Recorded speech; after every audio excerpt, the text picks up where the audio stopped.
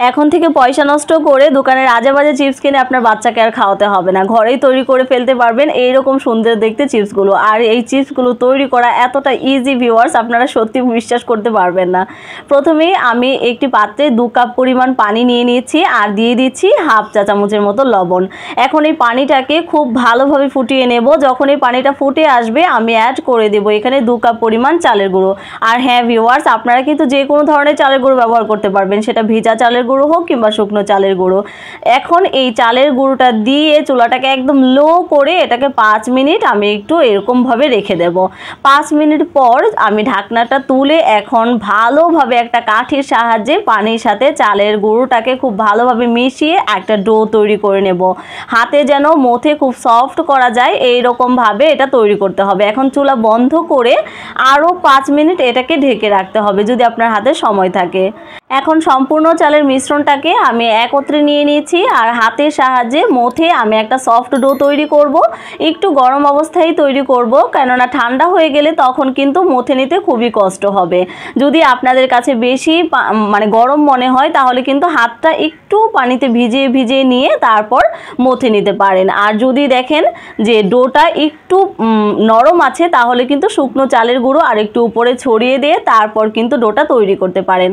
ডোটা একটু ভালোভাবে মথে নিয়ে আমি 4 ভাগে ভাগ করে নিয়েছি। এখন একটা ভাগ আমি সাদা রাখবো আর বাকি 3টা আমি কালারফুল করব। আপনারা যদি চান এই ক্ষেত্রে কিন্তু কালারটা একদম সম্পূর্ণ স্ক্রিপ্ট করতে পারেন। আমি জাস্ট যেন দেখতে সুন্দর হয় সেই জন্য কিন্তু কালারটা মিশ্রণ করা।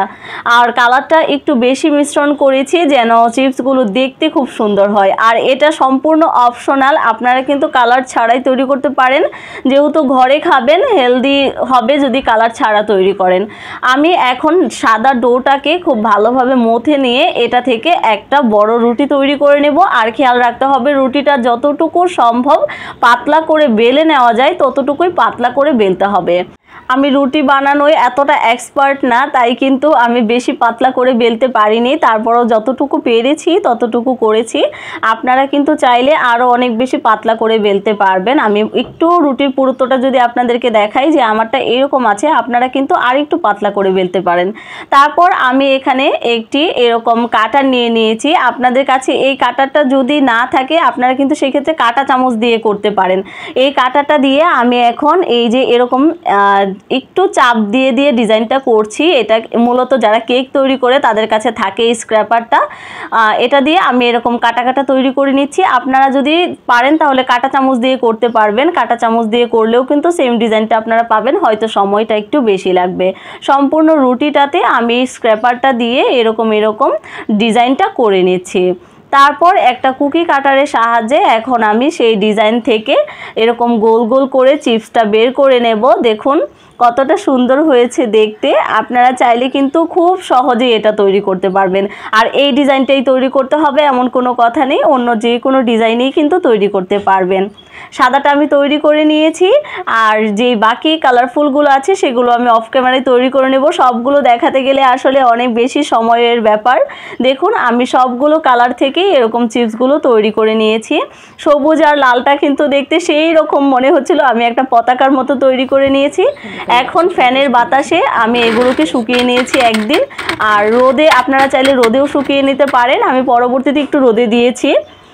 এখন আমি একটু ভেজে দেখাচ্ছি আপনাদেরকে যে এটা কতটা ক্রিস্পি হয় আর দেখতে কতটা সুন্দর হয়, খেতেও কিন্তু সেই রকম টেস্ট ছিল। আপনারা রোদে শুকিয়ে নিতে পারলে আরও ভালো। আমি একটু মেঘলা দিনে বানিয়েছিলাম আর যেহেতু এটা আমাকে ভিডিওতে আবার ভেজে দেখাতে হবে তাই একটু ফ্যানের বাতাসেই আমি শুকিয়ে নিয়েছিলাম।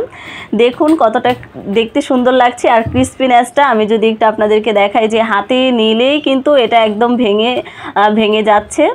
আশা করছি আপনাদের এই চিপসের রেসিপিটা অনেক ভালো লেগেছে। ভালো লাগলে আমার চ্যানেলটি সাবস্ক্রাইব করতে ভুলবেন না। আর এই রকম আরও রেসিপি দেখতে অবশ্যই আমার সঙ্গে থাকবেন।